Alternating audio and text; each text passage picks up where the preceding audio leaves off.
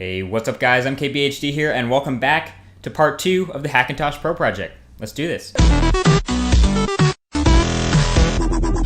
Alright, so for those of you who may be new or missed part 1, bam, there it is, it's annotated, or it's also the first link in the description below the like button, but basically, this is the project to build a beast of a video editing machine for the new 2013 year. And the main idea of this rig is for it to be able to dual boot Mac OS X Mountain Lion and the latest version of Windows, which we decided Windows 8. So it's going to be an absolute beast of a rig, and basically what I'm going over in this video is all the parts that are officially now decided are going to be in this build. I have them all laid out in front of me, and these aren't including, the little accessories like, Bluetooth adapters and a Wi-Fi card and things like that, but this is the core, this is the main beast and brains, really, of the machine that are going to help it work. So I'm going to go ahead and go over all these things now and let you know why I chose them and how they work. All the links to all the parts that I'm going over are in the description down below. So I actually got all of them from Amazon, which is pretty convenient. So all the links below will be the links to where I got these. Let's begin. First is the processor, which you could say is the beating heart of the rig. This is the Intel Core i7-3930K. It is a 6-core processor with multi-threading, so thanks to Intel it'll perform like a 12-core,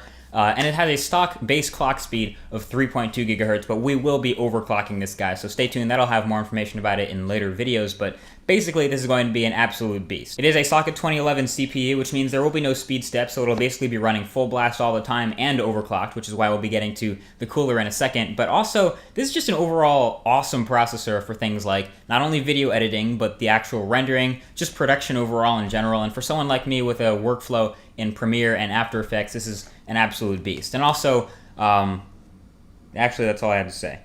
Yeah. It's gotten great reviews. People love this thing. So I mentioned overclocking, and you're going to want to have a high-quality cooling solution for your CPU when you're overclocking, and this is the Corsair H80i. I love the red and black packaging, but this is going to be what keeps our CPU cool. Now, this is a closed-loop water cooling system. It's close to the H100i, but this only has one radiator, which goes in the back of the case, fits in the case that I'll be using, which I also am going to go over. But basically, this is what's going to keep it cool, and this is what I think is a pretty darn high-quality cooling solution. Closed loop water cooling, pretty much a mandatory thing if you're going to be overclocking. So yeah, that's what we're going to be using for the CPU cooler. The motherboard is also sort of the heart of the experience, and for this we're going to be using ASUS's Sabertooth X79 motherboard. Again, socket 2011 stuff, and this is an absolute beast of a board. If you saw what's like written all over this box, I mean, this is a huge box, first of all. And it's not the prettiest motherboard in the world, but it's made with really tough components, very durable, military grade stuff inside. I don't know what that means in terms of durability for a motherboard, but hey, better, it just works for me. It has 8 RAM DIMMs, so you'll be able to use up to 64 gigs of RAM if you feel like it. I'll get to the RAM in a minute, but this is overall a really high quality board. Plenty of expansion, plenty of PCI, plenty of SATA 6 gigabit per second stuff. This is just a really high quality board, and again, it's important because this is compatible with Mac OS X Mountain Lion, so we'll be able to dual boot thanks to a lot of the parts in this board. So the RAM is pretty inexpensive nowadays, so we went with 2 16 gig kits of the Corsair Vengeance RAM, which gives us a total of 8 sticks of RAM and 32 gigs of RAM. And I know some people will just think that 32 gigs is way too much RAM. 16 gigs is what I was using before was plenty. But for using, especially switching now, like I said, to After Effects plus Premiere, the more RAM you can throw at these programs, the better. So if you're going to make a beast of a video editing rig, you're going to want to throw as much RAM as these programs as possible, and this is what I'm going to be doing with 32 gigs of RAM. If you really want to, you can get a whole bunch of 8 gig DIMMs and put 64 gigs of RAM in. No compatibility will be affected. You can do that with the Hackintosh.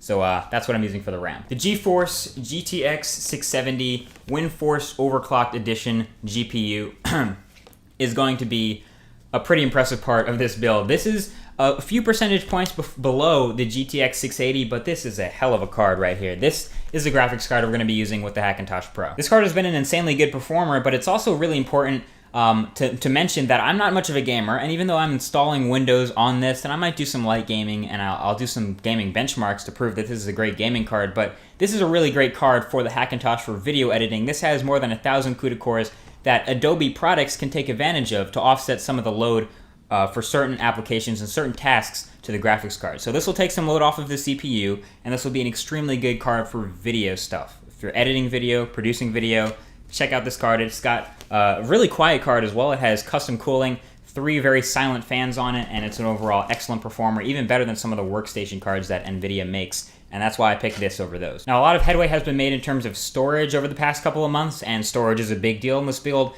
and that's why we'll be going with 3 OCZ Vertex 4 SSDs, and these are each as you can see, or you may not be able to see, but these are 128 gigabytes each.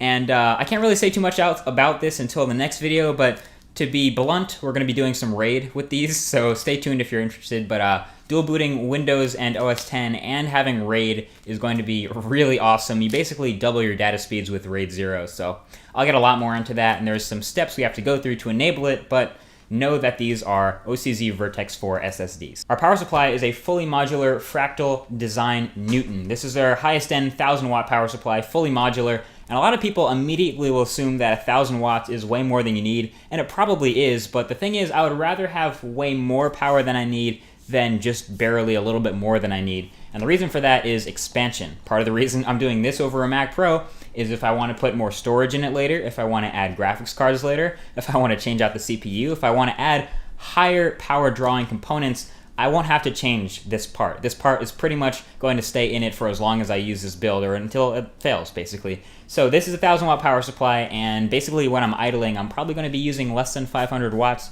but I'm definitely going to go with a high-end power supply just because, well, overkill is better than underkill for pretty much everything inside a build like this. So that's why I'm going with this guy. Last but not least is the case, and that's the Fractal Design Define R4. I love this case. I've gone over it. I showed it in part 1 and also some other concept parts of the build, but basically the Define is an incredibly good-looking case. It's kind of a nice minimalist plus functional case. It's got a lot of room in the inside for our cooler, for our motherboard, for our fans, and for some other things I'm going to be adding, like a fan controller and a card reader and things like that. But it's an overall excellent case, and I'm definitely happy to be using it.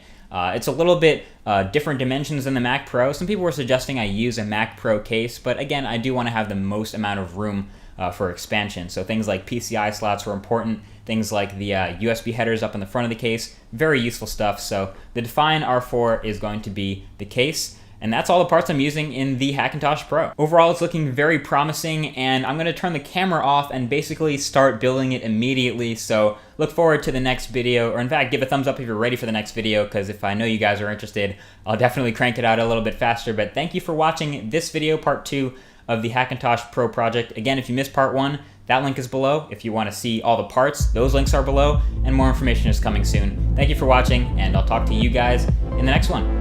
Peace.